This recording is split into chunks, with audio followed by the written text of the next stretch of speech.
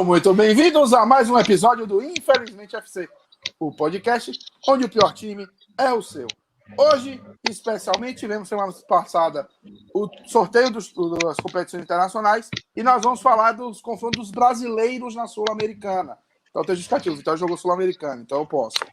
Então vamos lá, vamos começar com o São Paulo. São Paulo foi terceiro colocado no grupo do River Plate, grupo D, grupo com River Plate e LDU. São Paulo que fez 7 pontos. Eles perderam os 3 jogos fora de casa, tomaram 2-1 do Binacional, 4-2 da LDU e 2-1 do River. Empataram em 2-2 com o River em casa, mas ganharam de 3-0 da LDU e de 5-1 do Binacional, 7 pontos. Vão pegar o Lanús. Como foi o Lanús na primeira fase? O Lanús bateu a Universidade de Quito por 3-0 na Argentina, tomou 2-0 na volta e classificou. O que é que vocês podem falar do confronto do São Paulo, começando por Igor?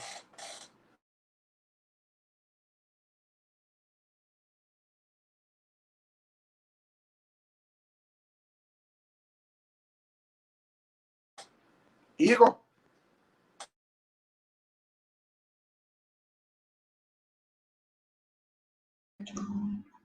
Travou aqui, Thiago.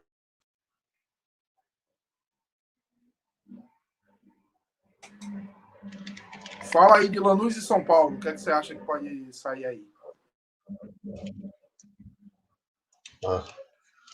Bom, cara, o Lanús eu te confesso que eu não sei nada a respeito deles. E o São Paulo eu sei o suficiente para não apostar com segurança, né? Mas o São Paulo se conseguir... Olha, apesar do empate contra o Fortaleza, eu acredito que o São Paulo tenha feito uma partida razoável. Tenha até construído o resultado, mas essa frouxidão, que já é quase uma marca das zagas, do sistema defensivo como um todo, do time do Diniz, que pode complicar. Mas acho que se o São Paulo souber jogar e com, por exemplo, um resultado de 2-0 a favor,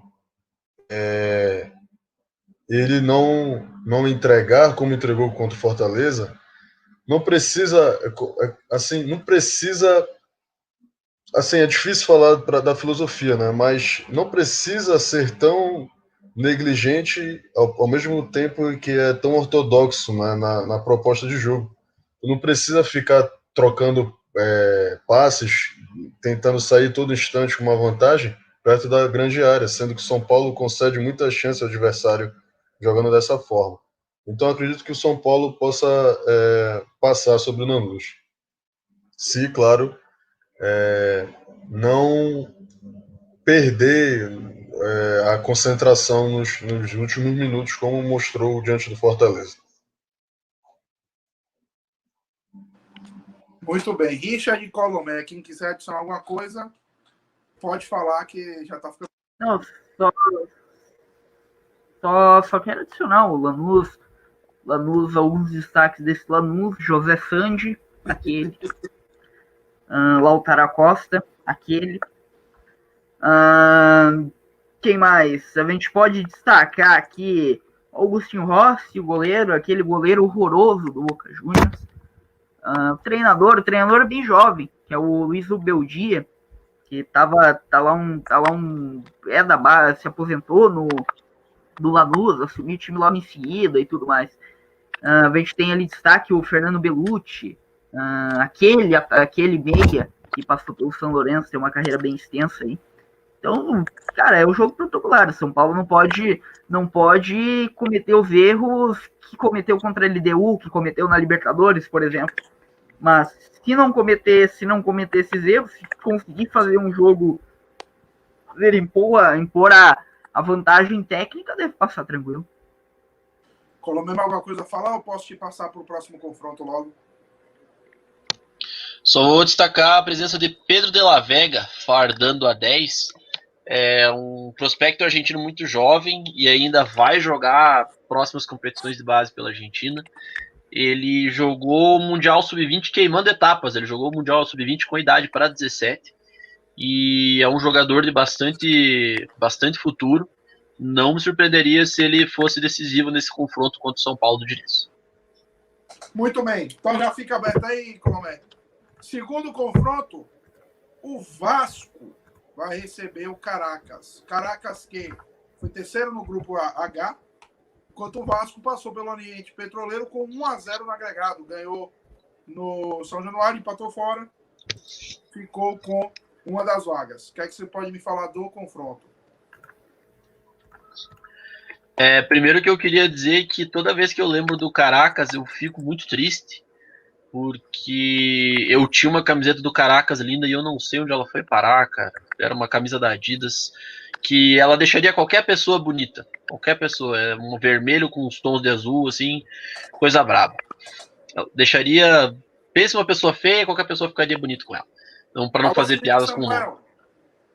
Cara. Eu não queria fazer essa piada, não queria fazer essa piada com o nome, mas agora foi. Prosseguindo. O Vasco ainda tá tentando se encontrar com esse treinador português.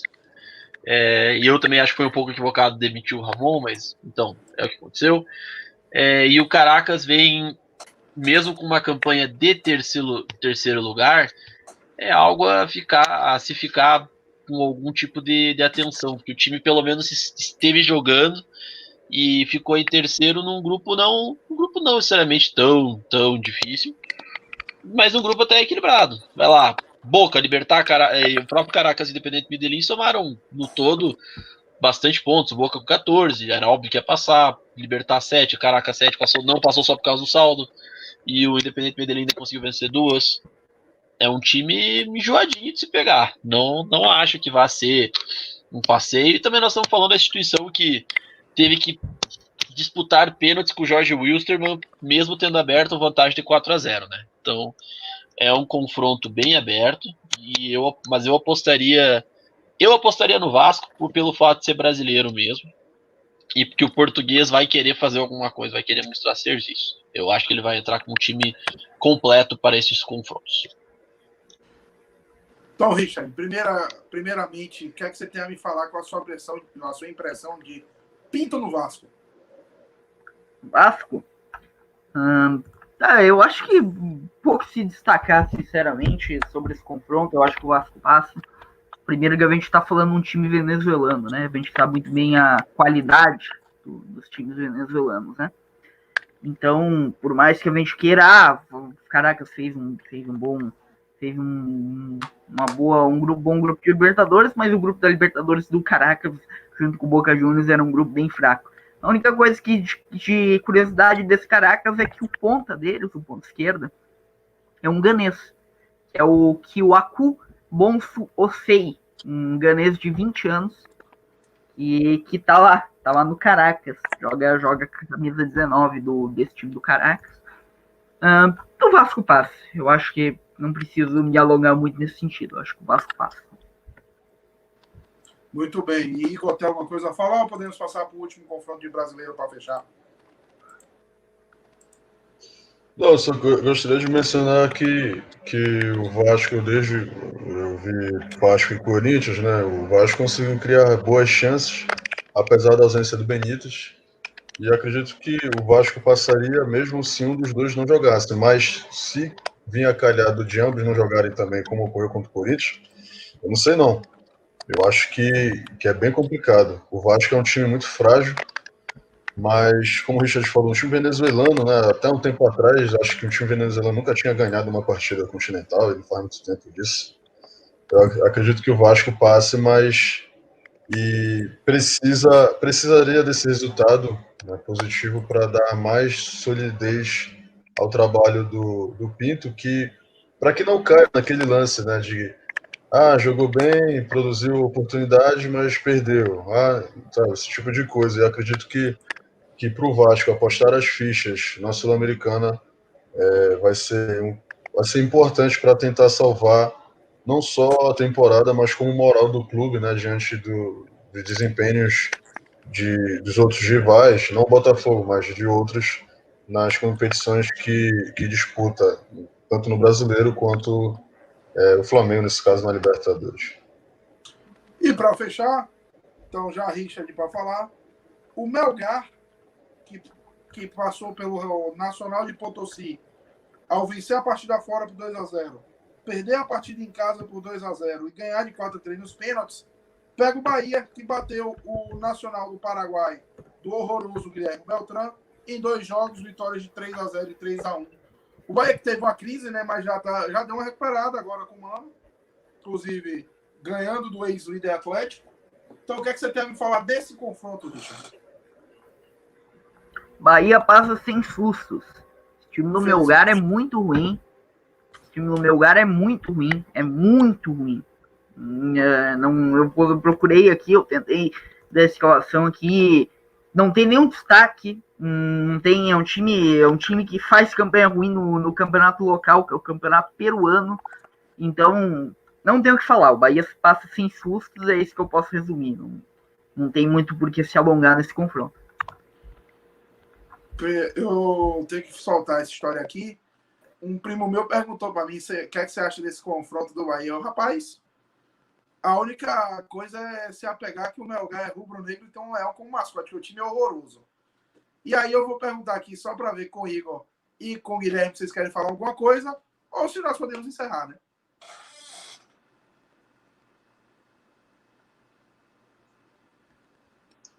Não, só dar o palpite. Acredito que o Bahia passe, mas é interessante sempre observar times que gostam de atuar no contra-ataque, tendo que enfrentar, digamos assim, o próprio veneno, né, em outras equipes. Mas, apesar disso, o Bahia tem qualidade suficiente para conseguir fazer o resultado e passar de fase. Eu acredito que o Colomé não queira falar mais nada, mas se quiser tá aberto, se não... Só para acrescentar que, pelo menos, o Melgar vem produzindo jogadores para ir para a seleção peruana. Tem 4 jogadores que já foram convocados, um deles não é muito confiável, que eu diria que é o goleiro Carlos Cáceda, mas ele consegue ser reserva do Pedro Gagese, que é outro goleiro bem questionável. Os outros convocados eu já daria um pouco mais de moral, porque eles são mais novos. E esse é o ponto esse é o ponto da minha ideia. Acho que é um projeto que eles devem ter de algum jeito, se tiver um projeto, se tiver uma lógica. Mas são jogadores que têm mais moral, assim, e tem mais por que serem convocados. Foram convocados nos últimos 12 meses, por exemplo, Paulo Fuentes, que é um defensor, também foi convocado Jesus Pretel, com 21 anos, isso muito bom, foi convocado para treinos em setembro desse ano, e também convocado para um amistoso contra a Colômbia no ano passado, Alexis Arias, um meia ofensivo de 24 anos, todos fizeram seus primeiros jogos, na verdade menos o Paulo Fuentes. Alguma coisa está acontecendo, que esse time tem algum tipo de estrutura e está levando gente para a seleção. É um indicativo positivo que o clube pensa um pouco mais à frente. Mas isso não é suficiente para ganhar do Bahia. Precisa muito mais e o Bahia está se acertando com o Mano. O Bahia é franco favorito e acho que passará nesse confronto, não garanto com 2 vitórias, mas acho bem provável que vença com mais conforto o segundo jogo. Só para acrescentar aqui, Thiago, uma coisa que eu não lembrava, o Melgar, o Bahia vai enfrentar a Altitude. O Melgar joga no estádio monumental de Arequipa. Arequipa, que é uma cidade de 800 mil habitantes, no Peru, que fica a 2.335 metros acima do nível do mar. Então o Bahia vai enfrentar a Altitude. Muito bem. O que eu duvido muito que eles não consigam driblar, porque esse time do Melgar, não sei não. Mas então foi isso, resumão da 8ª final da Libertadores, resumo dos confrontos da Sul-Americana. Nós voltaremos com a Libertadores quando estivermos nas quartas de final lá para dezembro. Então, muito obrigado a todos que nos acompanharam até aqui. E lembre-se sempre, infelizmente, FC, o pior time é o seu.